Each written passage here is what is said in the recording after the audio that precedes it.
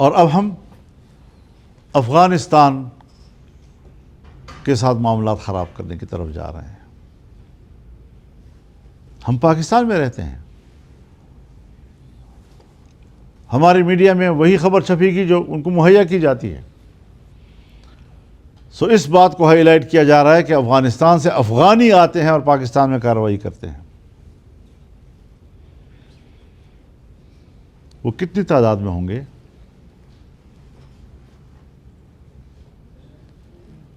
اور کیا وہ افغانستان وہاں پر امارت اسلامیہ کی اجازت سے آ رہے ہوں گے؟ یہ جو ہم نے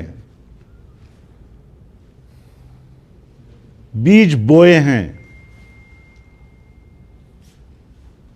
جنرل ضیاء الحق کے زمانے سے لے کر 14 سال افغانستان میں جہاد لڑا گیا، اور 14 سال ہمارے مجاہدین وہاں نہیں گئے پاکستانی۔ پہلی مرتبہ پاکستان میں کلاشنکوف کلچر متعارف نہیں ہوا، ہیروئن کلچر متعارف نہیں ہوا۔ مجھے خود جب کسی زمانے میں فورن افیئر کمیٹی کا چیئرمین تھا، امریکا کے سفر پہ تھا، تو ایک جہاز میں ایک ریٹائرڈ امریکی لیفٹیننٹ جنرل میرے ساتھ بیٹھا ہوا تھا۔ راستے میں جاتے جاتے 5-6 گھنٹے کی فلائٹ ہوتی ہے تو تعارف ہو گیا۔ تو اس نے کہا میں نے پشاور میں 6 سال مائنز کی ٹریننگ دی ہے آپ کے مجاہدین کو، کیا ہمارے جنرلز ہمارے ہی مذہبی نوجوانوں کو تربیت نہیں دے رہے تھے؟ کیا وہ جہاد افغانستان میں اس کو شامل ہونے کی ترغیب نہیں دے رہے تھے؟ اور پھر جب کایا پلٹ گیا، 9/11 کا واقعہ ہو گیا، تو پھر کیا جنرل مشرف کے زمانے میں ہم نے امریکیوں کو پاکستان میں اڈے نہیں دیے؟ کیا ہم نے اپنی فضائیں نہیں دیں؟ کیا ہمارے اڈوں سے اڑ کر اور ہمارے فضاؤں سے گزر کر انہوں نے افغانستان میں بمباریاں نہیں کی؟ کیا کبھی ملا عمر نے یہ کہا کہ آپ کی سرزمین سے ہم پہ حملے کیوں ہو رہے ہیں؟ کیا کرزئی اور اشرف غنی نے بھی کہا کہ پاکستان کی سرزمین ہمارے خلاف کیوں استعمال ہو رہی ہے؟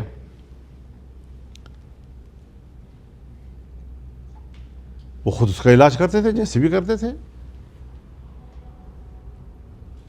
آج سارا دباؤ دینی مدارس پہ آ رہا ہے۔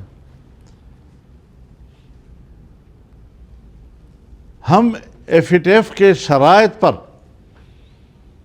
کہتے ہیں کہ جی دینی مدارس پر اس لیے نظر رکھی جائے کہ وہ دہشت گردی کو فروغ نہ دے سکیں، اور FATF کا جو بڑا کردار ہے وہ یہی ہے کہ پیسہ دہشت گردوں تک رسائی حاصل نہ کرے اور منی لانڈرنگ نہ ہو۔ یہ 2 اہداف FATF نے متعین کیے ہیں۔ مجھے کوئی بتائے مدرسوں کے تو اکاؤنٹ پر بھی پابندی لگی ہوئی ہے جی، کہ کون سا پیسہ ہے آج تک 9/11 کے بعد 24 سال ہو گئے ہیں، کون سا پیسہ ہے کہ کسی پیسے والے کی طرف سے، کسی بینک کی طرف سے وہ کسی دینی مدرسے یا ان کے جوانوں کی طرف منتقل ہوا ہو؟ اور رہی بات کہ منی لانڈرنگ کو کنٹرول کرنا ہے، ہمارے پاکستان کے بزرگ سیاستدان اور بڑے سیاستدان اس جرم میں ملوث نہیں ہیں۔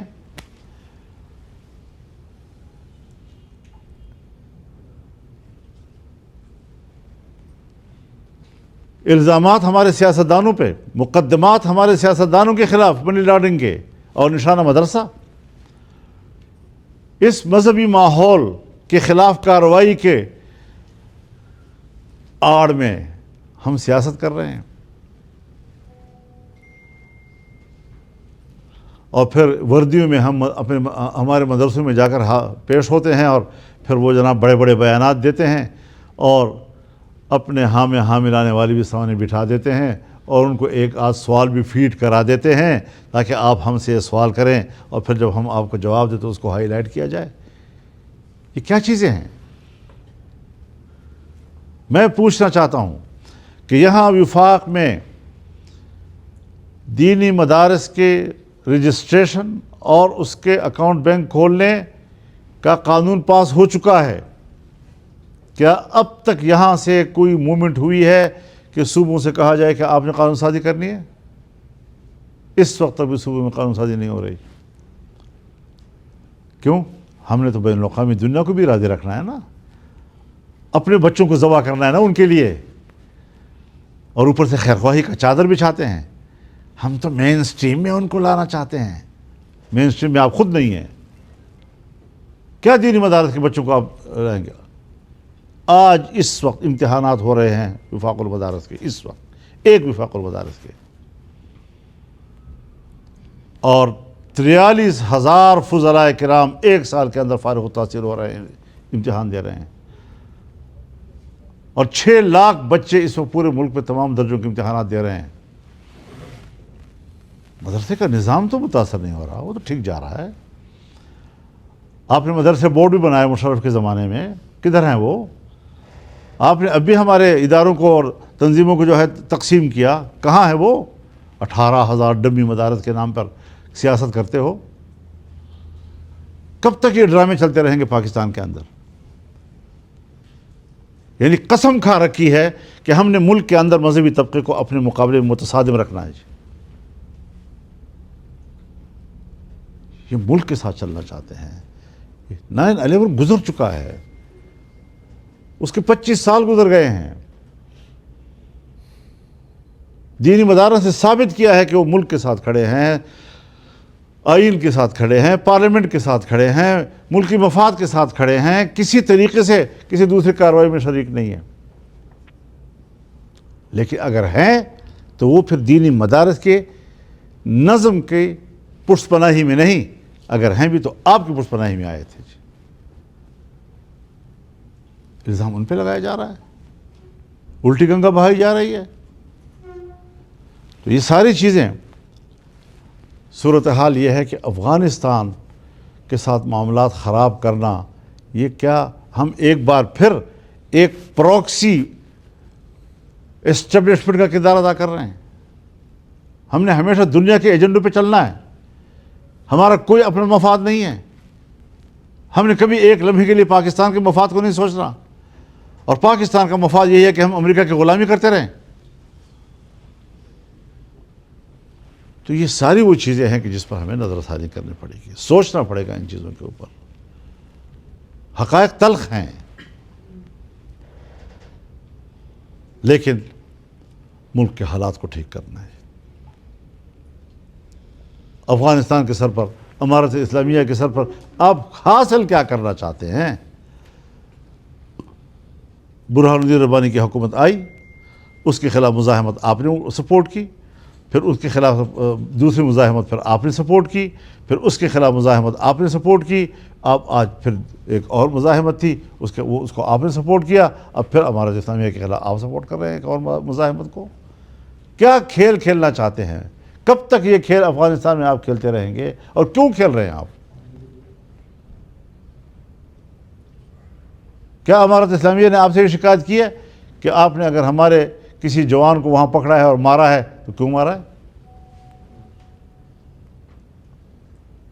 لیکن افغانستان پاکستان کے سرحدات ایسے ہیں کہ اس میں روکا نہیں جا سکتا کسی کو. مجھے ذاتی طور پر معلوم ہے کہ امارت اسلامیہ نے اس کو اپنا ایک ٹاسک سمجھ لیا تھا کہ یہاں جو اینٹی پاکستان ایک سوچ باقاعدہ بنائی گئی ہے، اور پاکستان دشمنی پر مبنی ایک ذہنیت نئی نسلوں کو دی گئی ہے، کس طرح ہم اس کو دوبارہ تبدیل کریں گے. آج پھر حالات ایسے بنائے جا رہے ہیں کہ جو پرو پاکستانی تھے ان کو بھی اینٹی پاکستان، اور یہ کہ وہ سمجھ نہیں رہے. میں گیا ہوں الیکشن سے پہلے، میں گیا ہوں، 1 ہفتے میں سمجھ گئے تھے، سارے معاملات ٹھیک ہو گئے تھے جی. اور واپس آ کر میں نے ان تمام اپنے جو اسٹیبلشمنٹ کی قیادت ہے ان کو رپورٹ کیا، اور انہوں نے مجھے اپریشیٹ کیا کہ کمال کر دیا آپ نے جی. کیوں وہ بات بیچ میں رہ گئی؟ میں نے اپنی ذات کے لیے کی تھی یا میں نے ملک کے لیے کی تھی؟ اور جب ملک کے لیے کی تو فالو میں نے کرنا تھا، آگے بڑھانے کا میکنزم میں نے بنانا تھا، یا اسٹیٹ ٹو اسٹیٹ بننا تھا، کیوں نہیں بنایا گیا؟ معاملات جب آپ کے ہاتھ سے بگڑتے ہیں اپنی ناکامیاں دوسرے کے سروں پہ مت ڈالا کرو۔ ہم ایک رسپانسیبل اسٹیٹ کا کردار ادا کریں، ایک ذمہ دار اسٹیٹ۔ افغانستان ابھی تک اتنا اسٹیبل نہیں ہے، لیکن ہم اپنے آپ کو ذمہ دار سمجھتے ہیں۔ ہم نے اپنے ملک کے اندر کو کھوکھلا کر دیا ہے پراکسی وار لڑتے لڑتے، اور آج ہم خوف کھا رہے ہیں کہ کہیں ہمارا ہنستا بستا پاکستان تقسیم تو نہیں ہو رہا، ایک نیا بنگلہ دیش تو وجود میں نہیں آ رہا۔ کیوں یہاں تک ہم پہنچ گئے ہیں؟